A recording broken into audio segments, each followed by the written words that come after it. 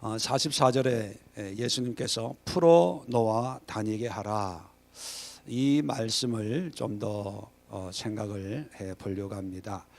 우리가 몇 주간에 걸쳐서 요한복음 11장을 통해서 죽었던 처음에는 병들었던 나사로가 결국은 죽게 됐죠. 자, 죽어서 사람들은 끝이다라고 생각했을 때 사흘이 지난 뒤에 예수님이 무덤 앞에 가셨습니다. 그리고 오늘 나사로야 나오라 했더니만 다시 살아나요. 자, 이 사건에서 제일 중요한 것이 뭘까요? 핵심 포인트는 뭡니까? 나사로가 산 게 아니고 예수님이 하나님의 아들이시다. 그죠? 우리가 11장을 시작하면서 이 나사로의 질병, 나아가서 죽음에 이르는 이 과정을 통해서 하나님이 계획하신 계획은 뭡니까? 하나님의 영광을 위함이고, 하나님의 아들이 예수님이죠. 이로 말미암아 영광을 받는 거예요. 그 영광을 받는 것이 뭡니까? 예수님이 하나님의 아들이심을 믿도록 하는 거예요. 믿음이 중요한 거예요. 믿음.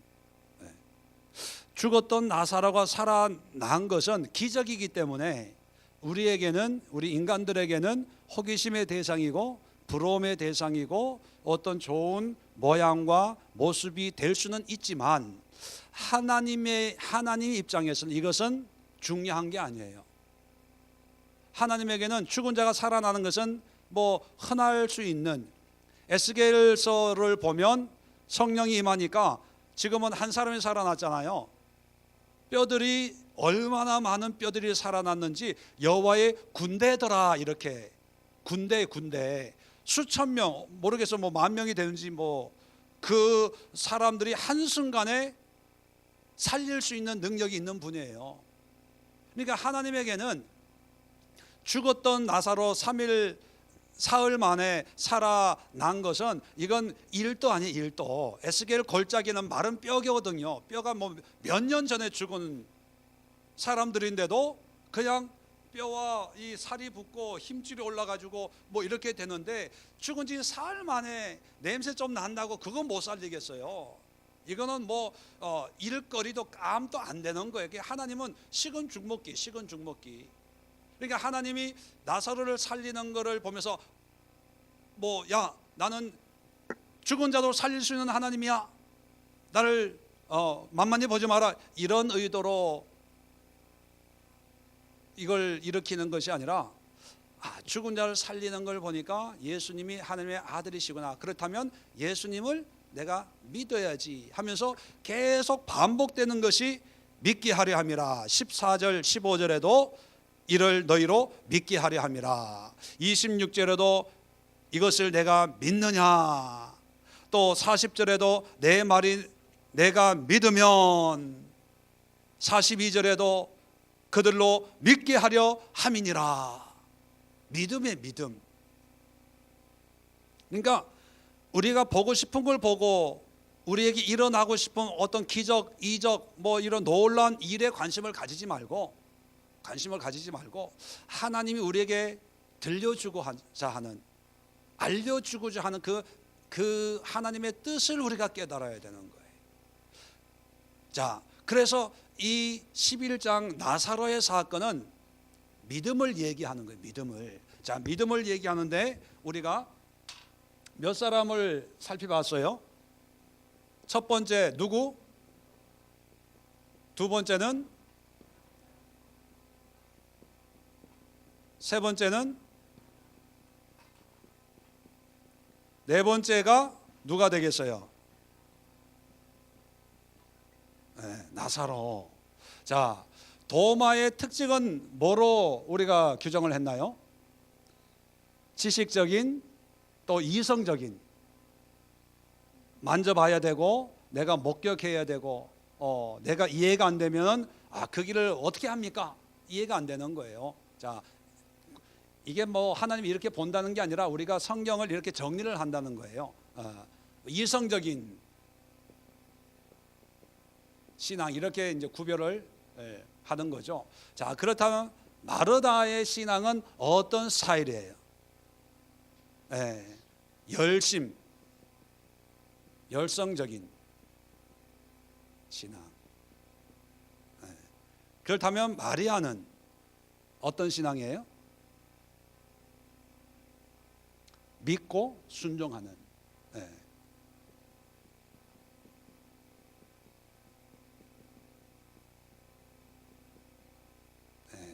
자, 믿고 순종의 신앙. 자, 적어도 이 세 사람을 놓고 볼 때 예수님은 누구의 신앙을 인정을 하셨다고요? 마리아. 이 복음이 전파되는 곳에 마리아가 한 일도 전에서 마리아를 기억하라는 거, 예수님이 말씀을 하셨죠. 그 얘기는 뭐냐면 이 세 사람 중에 우리가 본받아야 될 신앙은 누구다? 마리아예요. 마리아의 신앙. 자, 그런데 여기까지는 우리 지난 주까지 했어요. 오늘 한 사람 더 소개하고 정리를 하려고 합니다. 나사로. 자, 나사로의 신앙은 어떨까요? 죽었는데도 다시 예수님이 오셔가지고 살리는 걸 보면 믿음이 좋다 안 좋다? 좋다라고 볼 수도 있지만 성경에서는 침묵해요. 지금 이 나사로 죽기 전까지 누가복음에도 마리아와 마르다가 그 예수님을 초빙해서 집에서 음식하고, 그래서 마르다는 마리아가 안 도와준다고 불평하는 그런 장면을 이야기할 때 나사로는 등장하지 않아요. 나사로는 성경에 딱 두 사람이 있습니다. 하나는 부자와 나사로 할 때 거지 나사로, 그리고 또 한 나사로가 오늘 마르다와 마리아의 오빠가 되는 이 나사로거든요. 두 사람은 다른 사람이에요. 다른 사람인데 이 마르다와 마리아의 오빠인 이 나사로는 성경에 등장하지 않아요. 이 11장에만 등장하고, 등장할 때도 병 걸려가지고 사경을 헤매는 사람으로 등장하지, 그 전에는 예수님을 만났다든지 예수님과의 어떤 관계가 있다든지 이게 없어요. 단지 예수님이 이 가정을 사랑하시는 거예요. 자, 그렇게 보면 나사로의 어떤 신앙에 대한 정보는 없습니다. 자, 그런데 그렇기 때문에 우리가 나사로의 신앙에 대해서 얘기할 수가 없어요. 아무것도 없으니까, 성경에서 침묵하고 있으니까 우리는 함께 침묵해야 되는데, 그런데 단서가 있는데 예수님이 오늘 본문에 보면 나사로를 살리셨어요. 그리고 풀어놓아 다니게 하라라고 하는 이 말씀을 하십니다. 상황적으로는 왜냐하면 당시에 장례를 하면 세마포 옷을 우리가 보통 염한다고 하는 거 있죠. 한국처럼 그런 건 아니지만 향유를 뿌리고 이 세마포로 이렇게 동입니다. 동여서 좀 그 1년은 굴 이런데 그냥 안치를 해요. 안치를 하고 1년이 지난 뒤에 이 살이 다 썩으면 뼈만 남잖아요. 뼈만 남은 뼈를 따로 항아리에 담아가지고 이제 본격적인 그 가족 무덤 같은 데다가 안장을 해요. 그래서 유대인들의 당시, 예수님 당시에 장례는 2번 하는 거예요. 2번.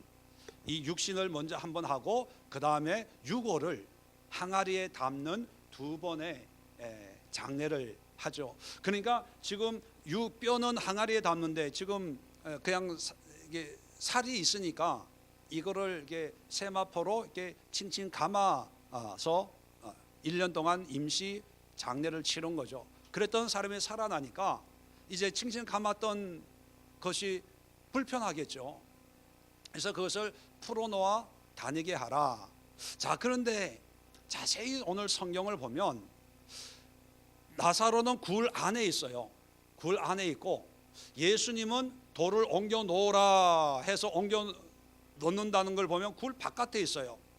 자, 그랬을 때 예수님이 나사로야 나오라 하니 44일 죽은 자가 수족을 배로 동인 채로 나오는 거예요. 이걸 보면 나사로는 불편하지만 걸을 수 있어요, 못 걸어요? 걸을 수 있어요. 나왔다는 그 자리에서 벌떡 일어난 것이 아니고 벌떡 일어나 가지고 어떻게 걸었는지 모르지만 뭐 이렇게 걸었는지 하여튼 모르지만 일정 기간을 거리를 걸어 나온 거예요. 자, 걸어서 동굴 바깥으로 나왔을 때 예수님이 그 풀어 쌓인 배를 풀어서 이제 자유롭게 정상적으로 걸어 다니도록 해라, 그렇게 말씀하셨어요. 자, 그렇게 얘기 안 해도 사람들이 할까요, 안 할까요? 그렇게 당연히 하죠. 그거 당연한, 살아났으니까. 예수님이 풀어놓아 다니게 하라 마라 얘기를 안 해도 살아났으면 지가 풀든지 이게 뭐, 그리고 동네 사람들이 풀든지 알아, 얘기 안 해도 해요. 그런데 예수님이 굳이 이 말씀을 한 것은 단순히 살아났으니까 배를 벗어 던져라는 의미보다는 좀 더 깊은 의미가 있다는 거예요. 자, 그래서 12장에 오면 우리 지난번에도 살펴본 것처럼 예수님이 십자가에 달려 돌아가지 마지막 그 유월절 엿새 전에 예수님이 이제 베다니에 또 가셨습니다. 거기에서 잔치를 합니다. 우리 마태복음, 누가복음 보면 이 집이 누구냐? 누구 집이에요? 시몬의 집이에요. 마르다의 집이 아니고 시몬의 집에서 잔치하는데 마르다와 마리아가 그 집에 가서 예수님을 섬기는 거죠. 자, 그럴 때 2절 보세요. 거기서 예수를 위해 잔치할 때 마르다는 일을 하고 나사로는 예수와 함께 앉은 자 중에 있더라. 자, 나사로의 신앙적인 이야기가 나온 것은 여기에 전무해요. 요한복음 11장에는 죽었다 그냥 살아난 거고 뭐 신앙 고백도 없고 예수님에 대한 감사도 없고 아무것도 없는데, 나사로가 예수님과의 관계를 얘기하는 장면은 12장 요 2절, 죽었다 살아난 뒤에 예수님이 계신 곳에 나사로가 함께 있는 거예요. 자, 이것을 우리가 어떻게 해석하고 이해해야 될까? 그리고 이 사건이 다른 나사로 외에 다른 이적과 표적을 행하신 예수님의 의도와 이 사건, 이 모습과 어떤 연결성이 있을까? 이게 중요한 거예요. 자, 결론적으로 먼저 말씀을 드립니다. 풀어놓아 다니게 하라 이렇게 말씀하신 것은 죽었다가 살아난 게 전부가 아니라는 거예요. 죽었다가 살아났다는 이 기적은 아마 의학적으로 증명을 할 수 없는 뭐 기적이죠, 말 그대로. 사람들은 이것이 굉장하다 또 대단하다라고 하지만 하나님에게는 이것보다 더 관심 있게 보는 게 뭐냐면, 살았으니까 이제 그 몸을 둘러싸고 있는 배를 걷어버리고 이제 다녀라, 살아라. 이제 풀어놓아 다녔는데 12장에 오니까 이 나사로가 이제 누구가 있는 데로 찾아가요? 예수님이 계신 시몬의 집으로. 자기 집도 아니에요. 그 전엔 자기 집에 와도 나사로가 있었는지 없었는지 성경 기록하지 않아요. 그죠? 그 얘기는 뭐냐면 나사로가 있을 수도 있었지만 없을 수도 있었다는 거예요.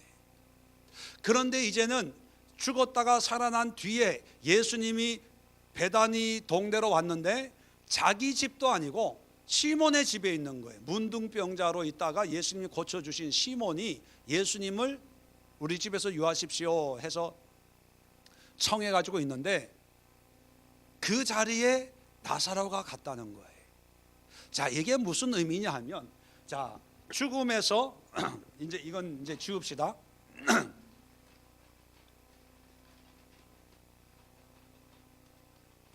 자,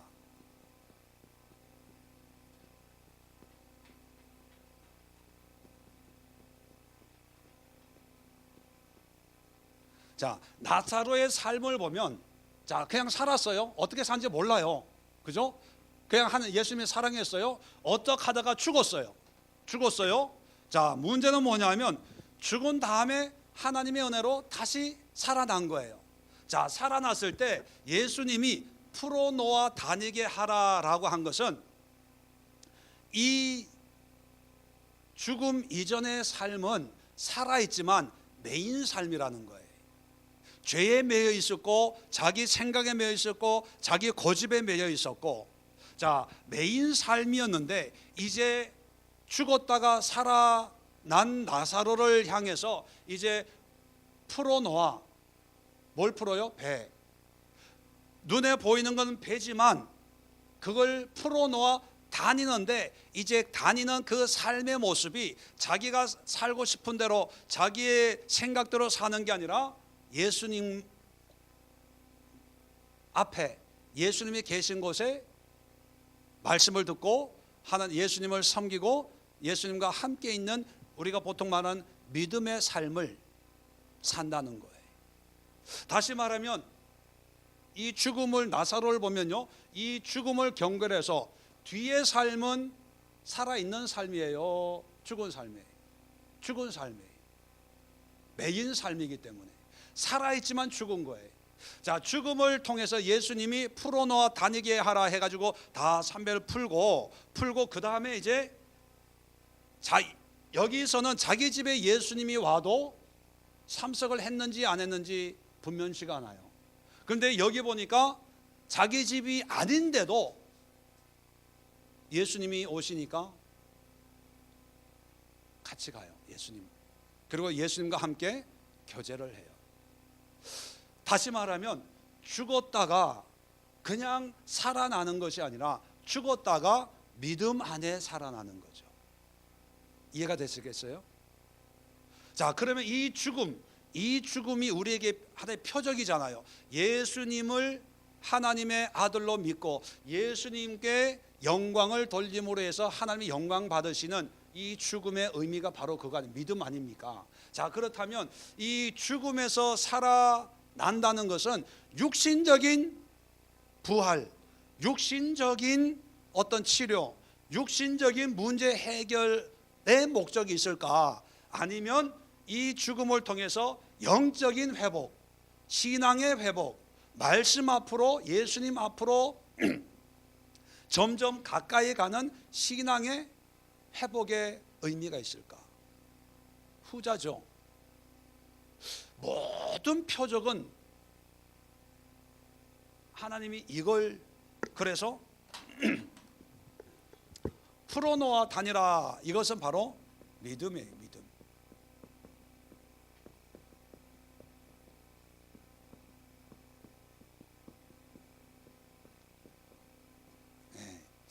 예수님 안에서의 믿음의 삶으로의 회복이에요.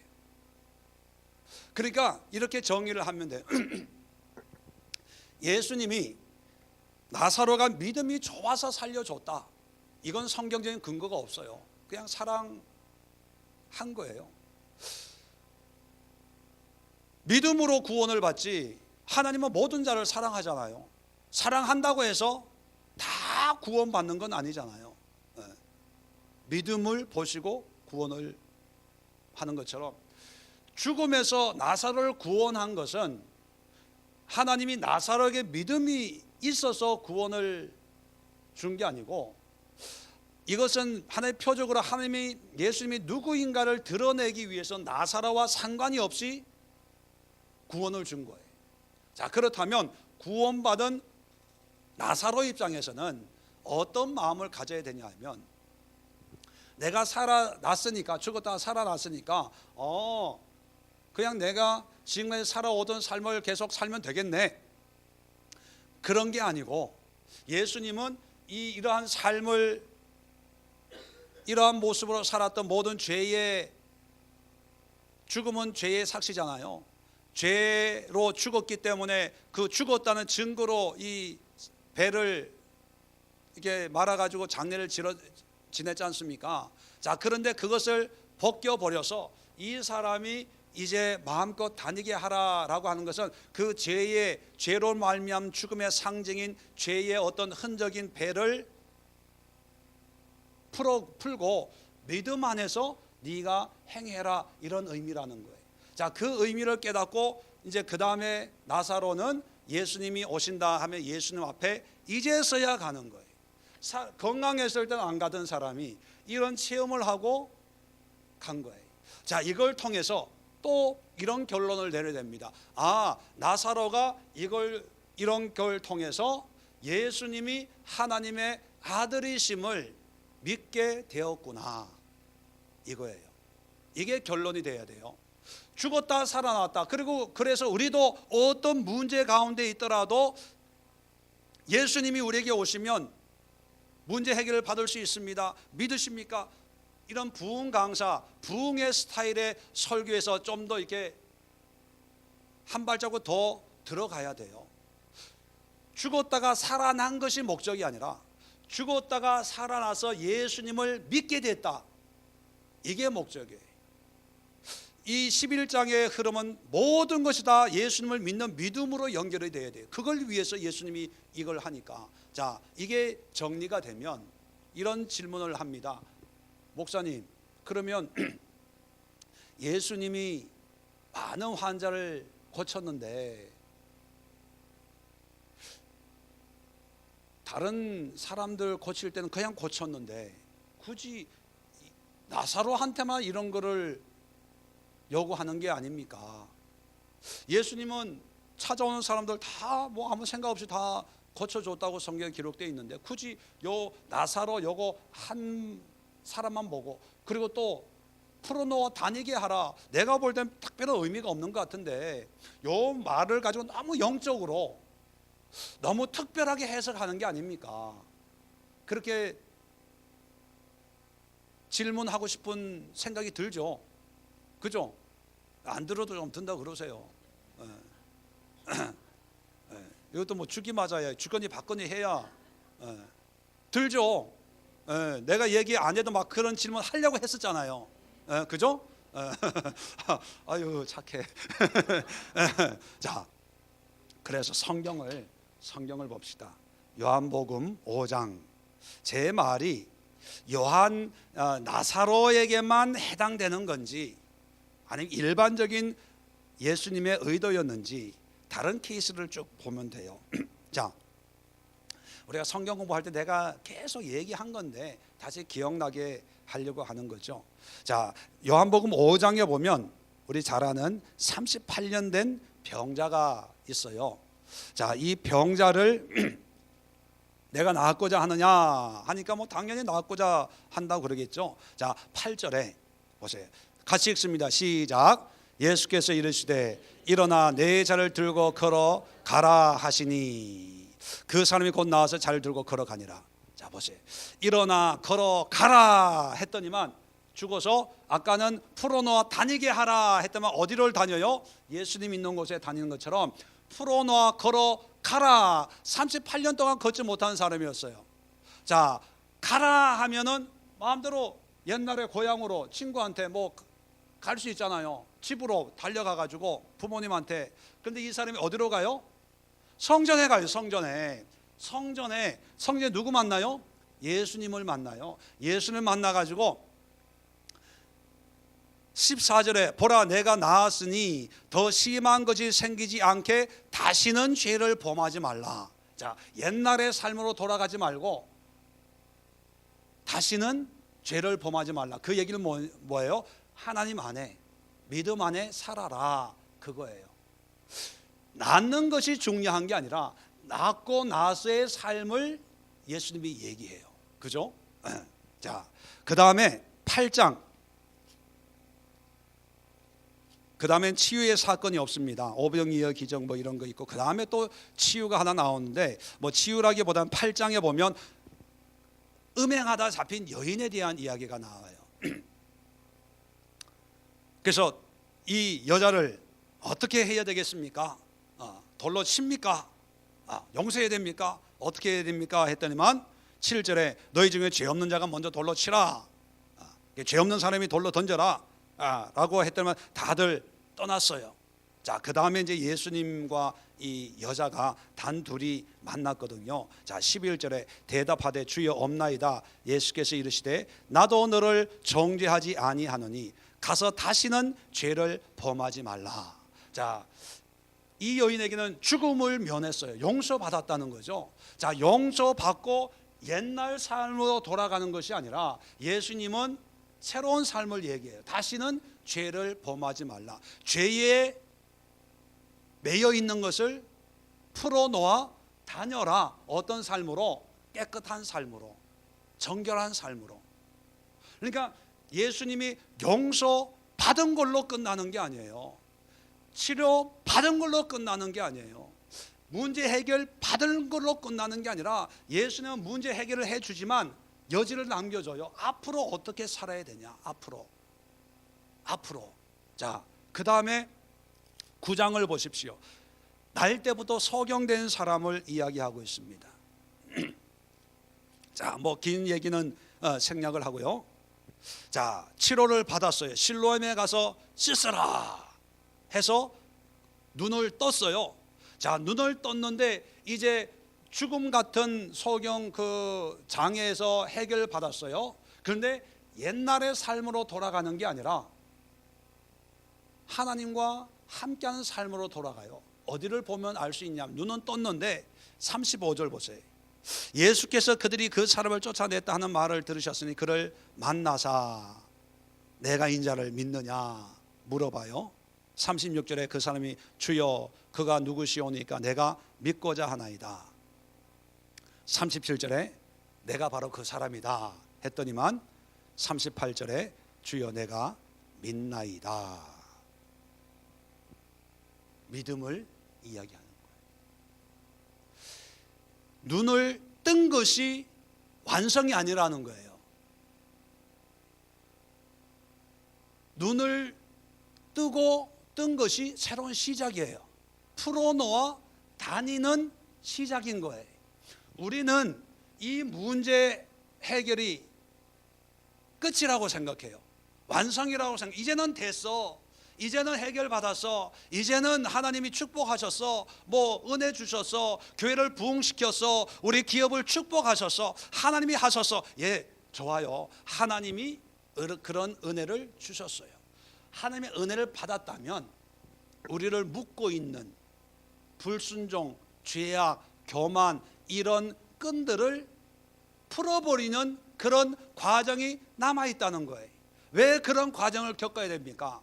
그런 과정을 풀어놓아서 다니는데 또는 사는데 어떤 삶을 살아요? 이 삶을 사는 게 아니라 예수님 안에서의 믿음의 삶을 사는 이 삶을 살기 위해서 이런 은혜를 주신 거예요. 이해가 되세요? 자, 요한복음만 그런가? 자, 마태복음 다른 성경도 한번 확인을 해보고 넘어갑시다. 마태복음 4장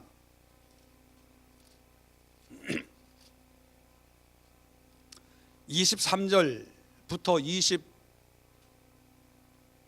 25절까지 보면 각색 질병자들, 귀신 들린 사람들 다 고쳐요. 자, 25절 갈릴리와 데가볼리와 예루살렘, 유다, 요단강 건너편에서 수많은 무리가 따르니라. 자, 어떤 사람들이 따라요? 병 걸린 사람들, 고침 받은 사람들 따라요. 자, 그런데 5장 1절 보면 예수께서 무리를 보시고, 무리란 어떤 무리입니까? 이렇게 따르는 사람들, 각색 질병에서 고침받고 또 고침 받으려고 하는 사람들. 참고로 여러분, 원어에는 장절 구별이 없어요. 같이 붙어 있는 거예요. 1절, 2절 이것도 없어요. 4장, 5장, 6장 이런 것도 없고 그냥 통짜예요. 이건 나중에 본문을 이해하기 쉽도록 나중에 이 수도승들이 이걸 문단 내용으로 구별해 놓은 거예요. 그렇게 보면 25절과 5장 1절은 붙어 있는 거예요. 연결되는 내용이에요.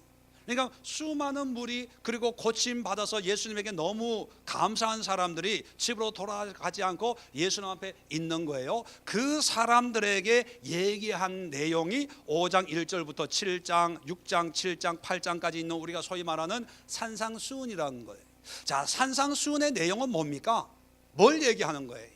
믿는 자의 삶을 얘기하는 거 아닙니까? 삶. 자, 죽음에서 각색 질병을 고친 사람들에게 뭘 얘기하는 거예요? 이걸 얘기하는 거예요. 이걸 얘기한 이유가 뭘까요? 육신의 고침은 완성이 아니에요. 이 육신의 질병은 고침을 받아도 아직도 우리가 죄의 배에 쌓여 있으면 살기는 살지만 그 삶은 하나님과 관계없는 죽음의 삶을 사는 거죠. 육신은 살았지만 영혼은 죽어 있는 거예요. 이 영적으로 죽은 삶을 위해서 예수님이 우리를 고치고 치료하고 각색 질병을 귀신을 쫓아내는 그런 일을 행하는 게 아니죠. 이 삶이 아니라 이 삶을 통해서 하나님의 영광을 드러내기 위해서 이런 일을 행하는 거예요. 근데 많은 사람들이요, 이 문제만 해결해, 죽었다가 살아났다면 끝난 줄 알아. 기도받고 문제 해결됐으면 할렐루야 감사합니다. 감사한 거 얼마 하고 끝. 하나님이 우리의 기도에 응답하시는 이유는 뭐냐 하면 그 문제로부터 자유함을 주는데, 그 자유함을 주는 이유가 뭐냐 하면 그 문제에서 벗어나서 이제 하나님을, 예수님을 믿고 하나님께 영광 돌리는 믿음의 삶을 살아라라고 이 문제를 해결해 주는 거예요. 자, 한 군데 더 볼까요? 마태복음 8장.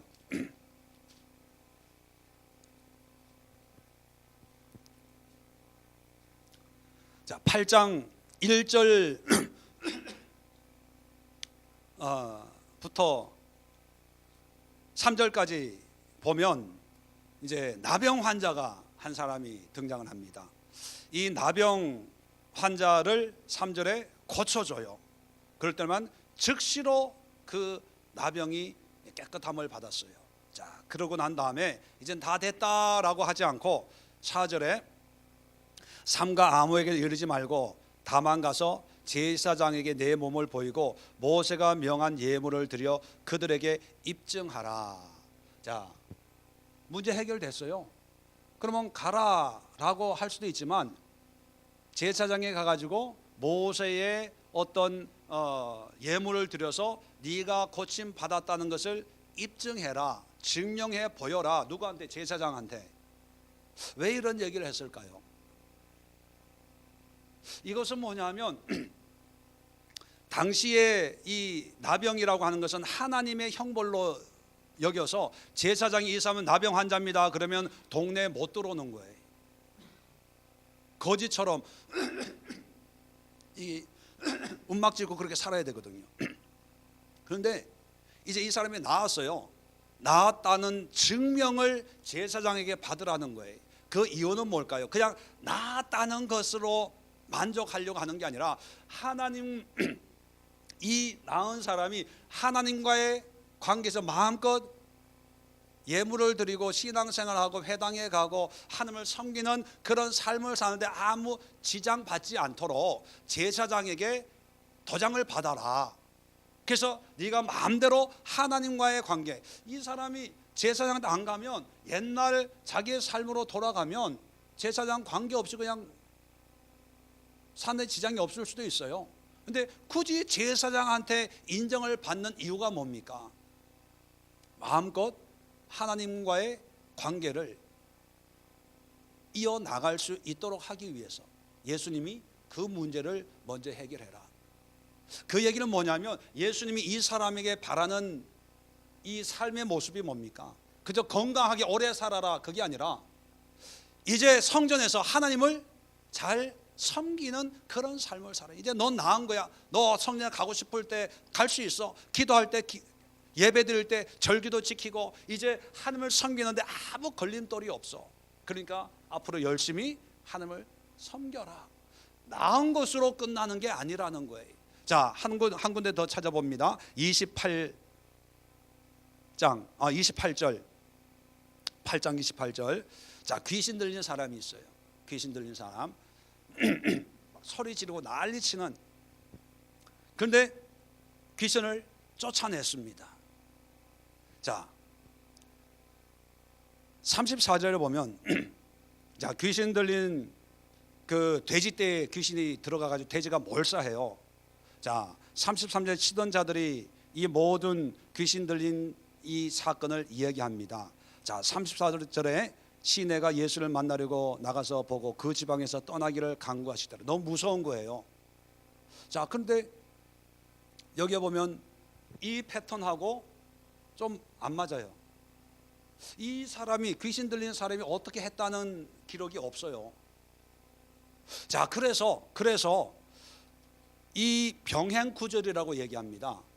이 마태복음에 있는 이 사건과 똑같이 기록하고 있는 성경이 마태복음과 누가복음이 있어요. 마태복음 5장 1절을 한번 교차 검증을 한번 해보는 거예요. 진짜 이 사건은 이런 구조와 관계없는 것인가, 아니면 관계가 있는 것인가. 자, 마가복음 5장 자, 1절부터 이제 그 귀신 얘기가 나옵니다. 자, 나오는데 18절에 보면, 자, 마태복음에는 기록하고 있지 않는 내용을 기록하고 있어요. 자, 18절에 예수께서 배에 오르실 때에 귀신 들렸던 사람이 함께 있기를 간구하였으나, 자, 귀신 들린 사람이 등장을 해요.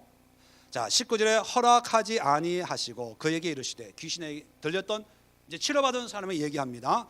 집으로 돌아가 주께서 내게 어떻게 큰 일을 행하사 너를 불쌍히 여기신 것을 내 가족이 알리라 하시니, 그가 가서 예수께서 자기에게 어떻게 큰 일을 행하셨는지를 데가볼리에 전파하니 모든 사람이 놀랍게 여기더라. 뭐 하는 거예요? 귀신 들렸던 사람이 예수님을 증거하는 삶. 즉, 이 삶이 아니고 이 삶을 살아요. 누가복음에도 똑같이 기록하고 있어요.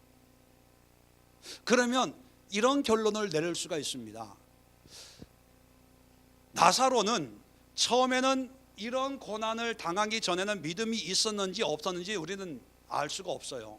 그런데 중요한 것은 분명히 이런 죽었다가 살아나는 이 경험을 통해서 예수님의 원하심은 죽었다가 살아났다고 구원받고 영원히 사는 것이 아니고, 죽었던 나사로를 다시 살리신 것은 앞으로의 삶을 예수님을 믿고 예수님을 통해서 함께 영광 돌리는 믿음의 삶을 살아라고 살려주셨다. 이런 결론을 내릴 수가 있죠. 왜? 나사로만이 아니라 성경에는 자세히 기록하고 있지 않아서 분명히 드러나지 않지만, 우리가 살펴본 이런 치료의 과정을 보면 예수님은 이 치료에 분명한 의도를 가지고 치료해요. 그 의도란 뭐냐면 단순히 문제 해결이 아니라 이 문제 해결을 경험함으로써 예수님이 이런 분이구나 라고 깨닫고 이 예수님을 믿는 삶으로 살도록 하기 위해서 치료해 주신다는 거예요. 그런데 우리의 대부분은 이거는 별로 신경 안 써요. 그죠?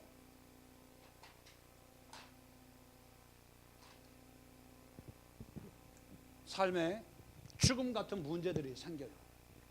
응답 받아요. 그러면 조금 하다가, 그죠?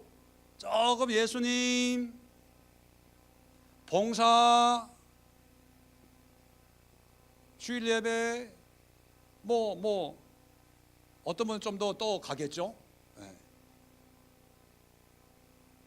그리고 이 죽음에서 살아났다는 이 자체가 간증이 되는 거예요. 제 말이 맞아요, 틀려요? 이랬는데 내가 죽었다가 죽어지 나흘 만에 하나님이 나를 살려주셨어요. 물론 이게 간증이죠. 근데 간증이지만 하나님이 원하는 의도는 아니에요. 우리끼리 잔치, 우리끼리. 엄마 나 80점 맞았어, 90점 맞았어, 뭐 이런 것처럼 지금 100점 맞았다고 걔 인생이 펼쳐지는 거 아니거든요. 시험에서 빵점 맞을 수도 있어요. 50점 그게 중요한 게 아니고, 부모의 마음은 물론 공부도 잘해야 되겠지만 건강하게 밝게 뭐 이런 삶인데, 애들은 점수만 가지고 우리 엄마는 100점 맞기만 하면 좋아. 컨닝을 하든지 뭘 하든지. 그러니까 무조건 100점 맞으면 가지고 오는 거예요. 대신에 50점 맞으면 보여줘요, 안 보여줘요? 안 보여줘요. 왜요? 야단 맞을 걸 아니까. 결과를 중요하게 여기는 거예요. 근데 예수님이, 하나님이 원하시는 것은 문제 해결을 통해서 우리의 삶이 하나님을 향하는 그런 삶이 되어야 되는 거예요. 제가 목회해 보면서요, 많은 분들 봤는데 죽음 앞에서는 다 무릎을 꿇어요. 하나님 앞에. 문제 해결되면 이쪽으로 가요. 이쪽으로 가서 뭘 얘기하는지 아세요? 이걸 얘기해요. 내가 이래 가지고 이렇다가 기도했더니만 하나님이 살려주셨습니다. 이걸 뭐 간증도 하고 자랑도 하고. 그런데 진짜 간증은 이게 아니라, 여기로 오는 것이 아니라 가가지고 이런 과정을 통해서 내가 이렇게 하나님을 믿게 됐습니다. 이런 예수님을 만났습니다. 내가 이렇게 헌신합니다. 내가 이렇게. 그래서 핵심은 이거는 하나의 과정이에요. 과정. 강조점은 어디 있어요? 이거예요. 이거.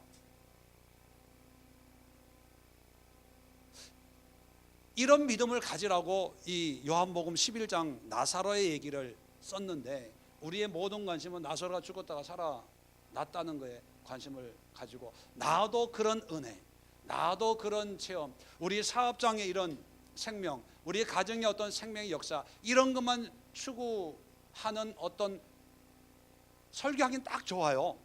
그죠? 사람들의 도전 주기는 딱 좋아요. 왜? 기적이에요. 기적, 우리한테는. 근데 하나님에게는 이게 기적이에요. 이게 기적. 아까도 오전에 얘기했죠. 하나님을 모르는 사람들이 하나님의 자녀로 돌아오는 거예요. 이게 하나님의 자녀거든요. 이게 기쁜 거지, 우리는 이게 기쁘다고 생각을 하죠. 여러분들에게도 아마 똑같은 건 아니지만 삶에 이런 경험 한두 번은 다 있어요. 없는 사람 없을 거예요. 이금실 집안 있죠? 그죠? 김정기 집사님도 아마 있을 거예요. 네. 최백운 집사님도 뭐 나사로 정도는 아니지만 뭐 있을 거고. 근데 그 문제, 이런 내가 당한 이런 고난이나 고통이나 이런 여러 가지 것들을 이제 어떻게 해석을 해야 되냐. 이게 뭐 힘들다 어렵다 아무리 얘기해봐야 사람들은 자기 문제를 제일 크게 생각하지 남의 문제는 크게 생각 안 하거든요. 그러니까 남들한테 이 문제가 얼마나 크고 내가 얼마나 힘들게 살았는지 얘기해봐야 괜히 힘만 들고, 문제는 뭐냐면 이 문제 해결하는 거예요. 이 문제를 통해서 내 삶이 이렇게 바뀌어졌습니다. 또는 하나님이 이 문제를 통해서 내 삶을 이렇게 바꾸시려고 이런 문제를 주셨구나, 또는 주셨다. 이렇게 해석하면 100%예요. 100%.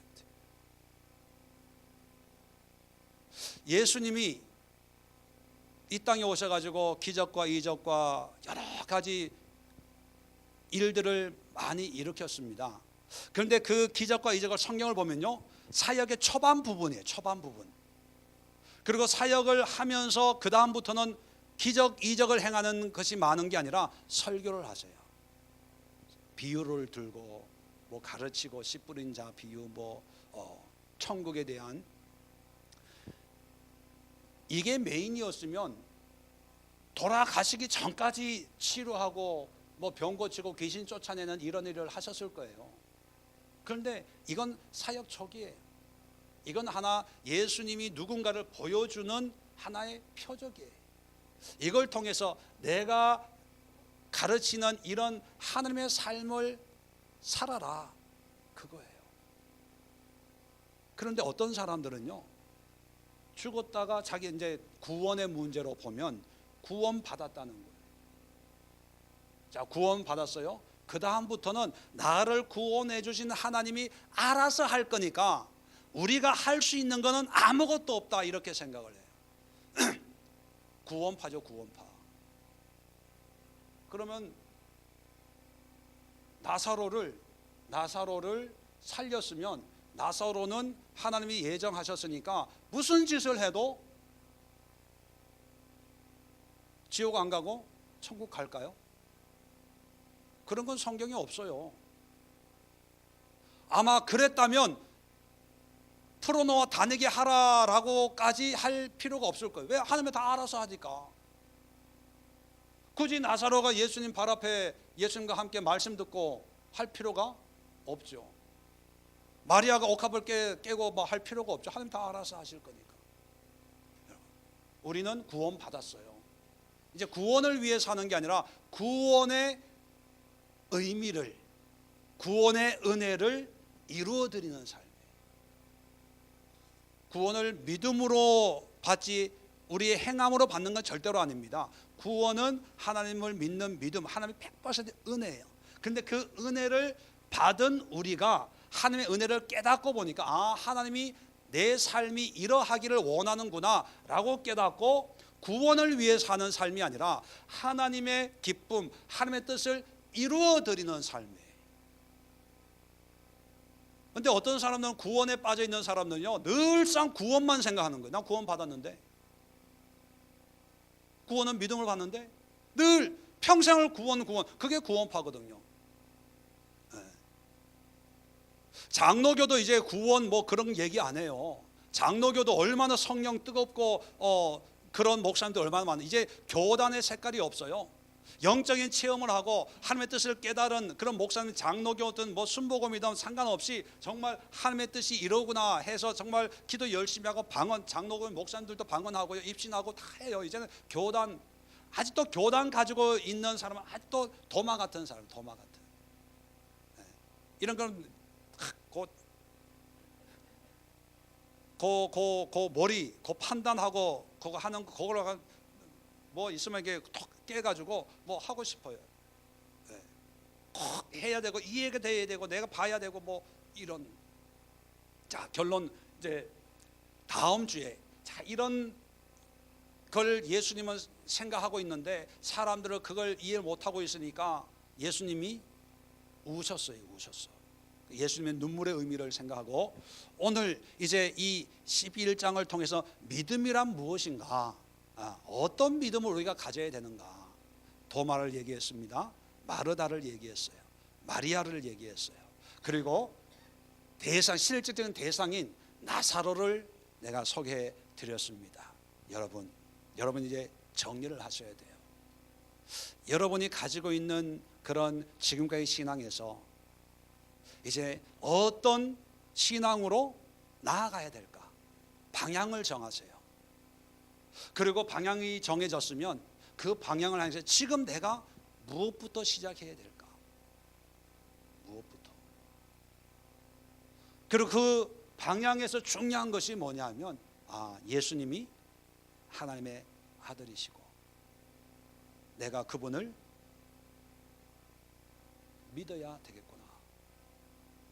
그 믿음을 위해서 내가 지금 해야 될 게 뭔가. 자꾸 도마처럼 판단하지 마세요. 이게 이성적으로 따지지 마세요.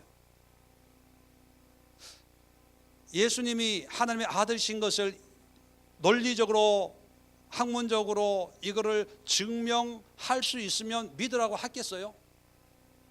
이거는 증명의 영역이 아니고 믿음의 영역이기 때문에 믿어라, 믿음을 강조하는 거예요. 그 믿도록 하기 위해서 이걸 보여줬는데, 이걸 보여줬으면서도 이해가 안 돼. 나는 2000년 전에 정말 성경이 이게 진짜일까? 이게 성경이 진짜라면, 가짜라면요, 우리보다 더 똑똑한 사람들이 벌써 가짜라는 거 아마 증명을 했을 거예요. 2000년 구약 성경은 4000년 동안 이게 내려오겠습니까? 가짜면. 요즘에 미투도 있는데 20년 30년 전에 있는 것도 미투 해가지고 이게 가짜니 뭐니 다 밝혀지는 세상에 지금 2000년 동안 하나님의 말씀도 아닌 걸 말씀이라고 했으면 이게 지금까지 오겠어요? 우리보다 더 똑똑한 사람들이 얼마나 많았는데요. 여담이지만 구봉서 장로님인가 돌아가신 분이 전도를 해가지고 성경 공부를 갔는데 그때 마침 동정녀 탄생을 가르치니까 전도하고 전도해가지고 간 분이 그러더라고요. 나 안 믿긴다고. 어떻게 결혼도 안 한 여자가 아이를 낳냐고. 세상에 그런 일이 어딨냐고. 과학적으로 증명이 되냐. 또 그런 사람이 또 있었냐. 없었잖냐. 뭐 자꾸 하니까 옆에서 보던 이 구봉서 장로님이 한 대 쥐어박으면서 야, 그 남편 요셉도 믿었는데 니는 왜 안 믿냐? 남편이 믿었는데 그렇잖아요. 가족이 믿고 남편이 믿는데 뭐 자꾸 내 판단으로 내 생각으로는 과학적으로는 그러고 안 믿어요. 그러니까 성경에 하나님이 기록했고 그 기록한 것을 믿는 사람들이 믿고 그것을 증명을 했고 그것이 이루어졌고 그 믿음이 우리까지 왔으면 비록 내가 도마 같은 스타일이 좀 있다 하더라도 그걸 내려놓고 마리아처럼 그래 믿습니다. 그런데 아직 믿음이 적으니 주여 나에게 믿음을 주옵소서 해서 믿음을 위해서 기도하고 말씀 보고 또 여러분 신앙에 관한 책을 보지 말고 성경을 보세요. 성경을 좀 이해는 안 되지만 자꾸 보다 보면 하나님 그 믿음과 노력과 정성에 하나님 눈을 열어주세요. 성경을 봐야지 성경에 관한 거 보니까 자꾸 성경 언저리를 맴돌아요.